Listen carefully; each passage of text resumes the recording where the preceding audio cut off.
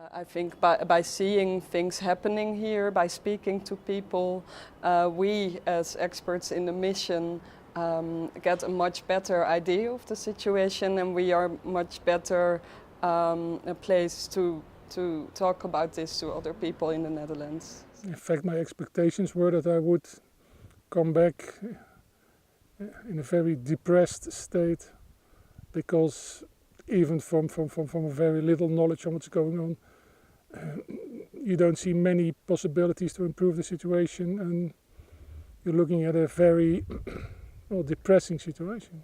If the basic conditions of property security and personal security are not there, and these conditions are at the moment controlled by Israeli state. So there is no, in my view, it is almost impossible to think about development without thinking within which larger context this development is happening. We have clearly spoken to different sides, but also focusing on people who've been actually affected, and as well as activists who've been trying to improve the situation here. The issue is more comprehensive of this mission than only related to land and water.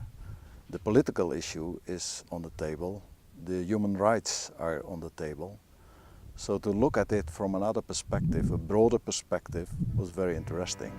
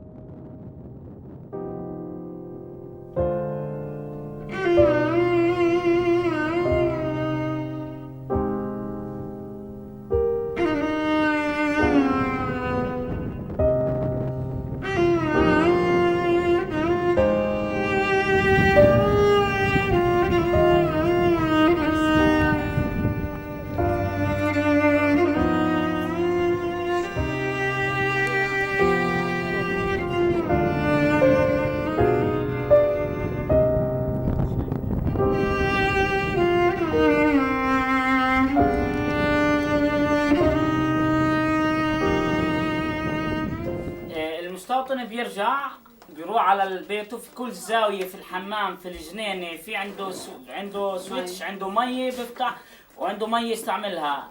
وطبعا هاي المية اللي بيستعملها المستوطن هي مية مش لا من بير السبع ولا من تل أبيب، هي مياه الضفة الغربية اللي بياخذوها حسب القانون الدولي. الفلسطيني بياخذ تراكتوره وبروح يدور محلات ثانية للمية عشان يشتري مية. 2001 الإسرائيليين دمروا عدة آبار في هاي المنطقة. تحفر آبار جديدة لازم تستصدر تصاريح، وإذا دخلت أي معدات تحفر آبار جديدة الإدارة المدنية بتصادرها.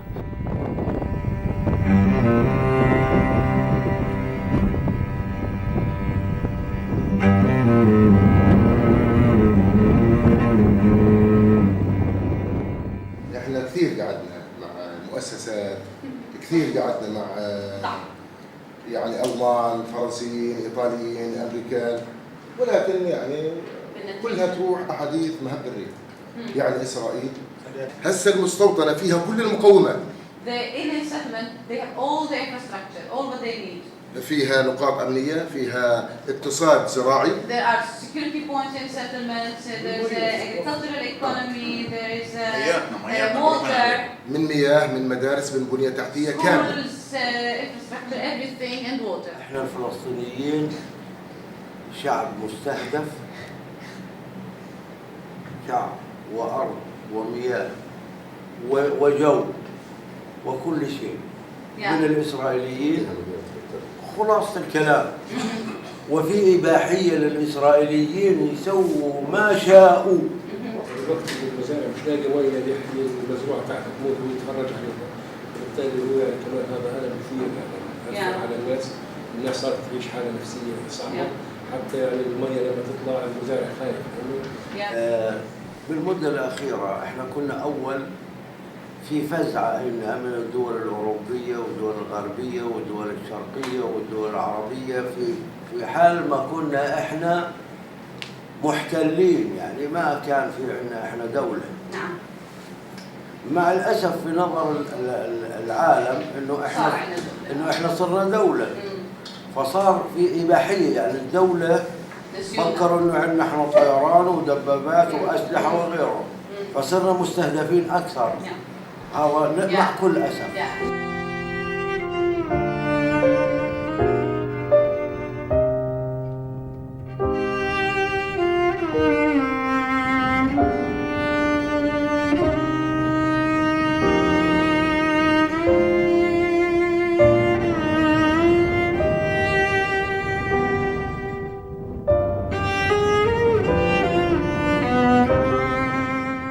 B'Tselem has been around for about 25 years. It's, as its name indicates, an information and research and documentation center. It was founded in the height of the first Intifada. One of the aspects of the first Intifada was a huge wave of repression, of official violence, of mass arrests, home demolitions, and many other human rights violations. It was then concluded by quite a wide group of Israelis, both people from the political spectrum and also human rights activists, journalists, writers, commentators, that there is a need for an Israeli organization that will actually do this kind of work full time. Of course, B'Tselem's one of the building blocks in a way of our work is witness testimonies. Our field workers gather testimonies from victims and from witnesses on the ground, and this kind of work serves as a very important part of everything we do here. So what you're seeing now is basically a settler who's masked, whose face is covered, loading tear gas canisters into the launcher of a soldier, right? Basically helping out the soldier fire tear gas canisters at Palestinians. You can see him doing it now. This is important footage for us because the dynamic that we see again and again in these areas in the northern West Bank is that settlers will very often perpetrate these revenge attacks. They're living in a settlement called Itzhar above the Palestinian community, so they'll come down from the settlement, throw stones, start setting fire to crops, and the dynamic that we see again and again is that instead of stopping these attacks before they happen or arresting the assailants, everything happens under the watchful eye of soldiers that you see.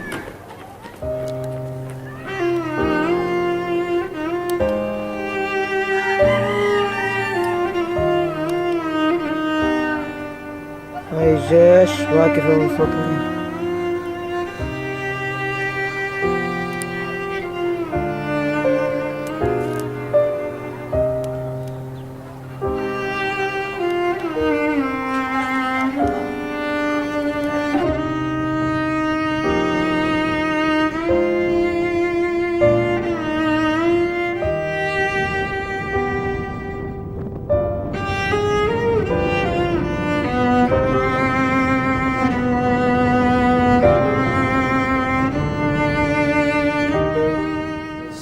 They are subsidized for water, electricity, infrastructure, everything. So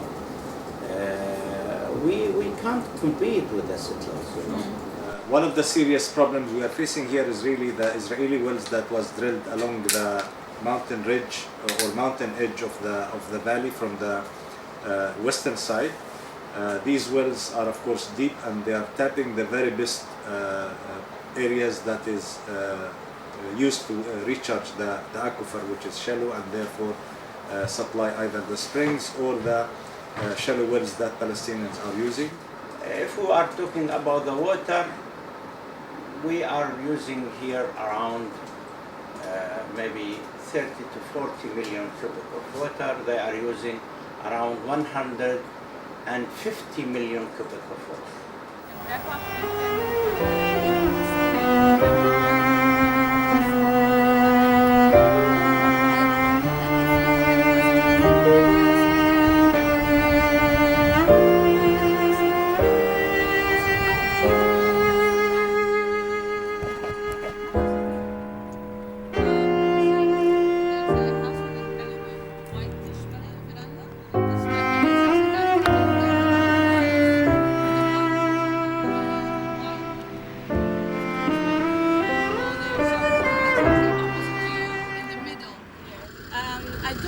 whether there is any reason or whether he has the authority to not to allow us to work here.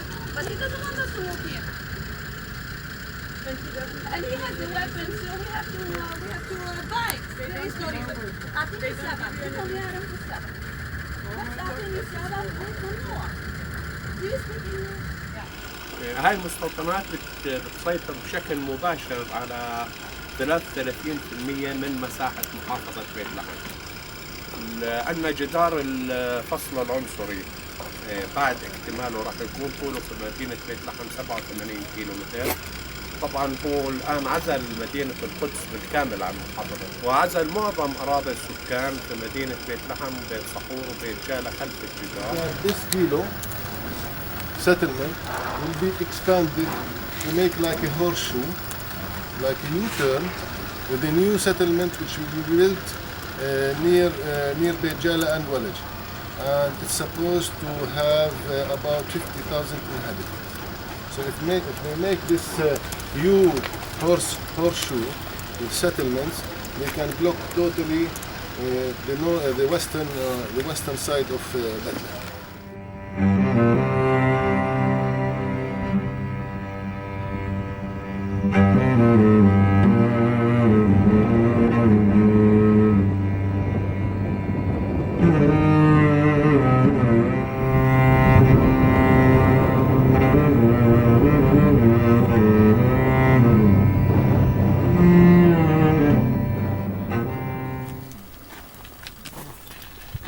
There were no problems with the tents? Yeah, we received demolition order. It was just near the tent, this one. Hebrew, we take it to the court. This is illegal. Say, I don't know what is not illegal here. Everything illegal. What is legal? The tent is illegal. The roof illegal. The bathroom and showers illegal. Everything here illegal. The family worked here peacefully until 1991. Israel government declared this piece of land as a state land. As Palestinians, we live under Israeli military laws. It means for us we are not allowed to have a building permit. Everything for us here is illegal. We have water system. Until now we receive around 18 demolition orders. When they came 2002, like for 10 days we were in front of the bulldozer, trying to stop the bulldozer from coming in. Because if they start to dig, they will never finish up. And then after a few days, they came in a very early morning at 3 a.m. with 3 bulldozers and uprooted 1,500 trees.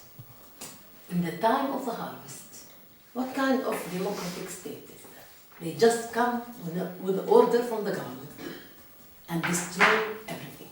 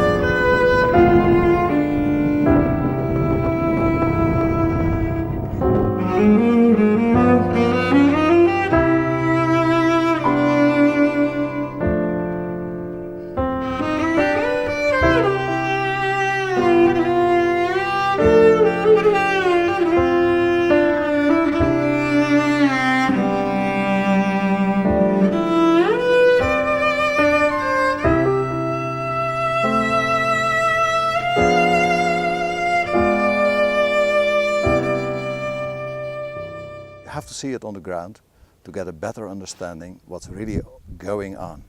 So it's not only looking at the violence from the media, what we see daily in the newspapers and on the television, but you have to talk with the people who do it concern. I feel enormously moved by the way in which just normal people have struggled to make and improve their situation. More and more people get to know about the situation here. We are all people who are normally not engaged in this situation. We are experts from different fields, from different disciplines, and we can tell our surroundings and the people in the Netherlands what we've experienced. But I think most people in the Netherlands even know things are going the wrong way. I think we can add to that things are going the wrong way, even at a faster pace and a more profound way than most people tend to think. But that's just the diagnosis. How do we come up with a therapy still remains to be seen.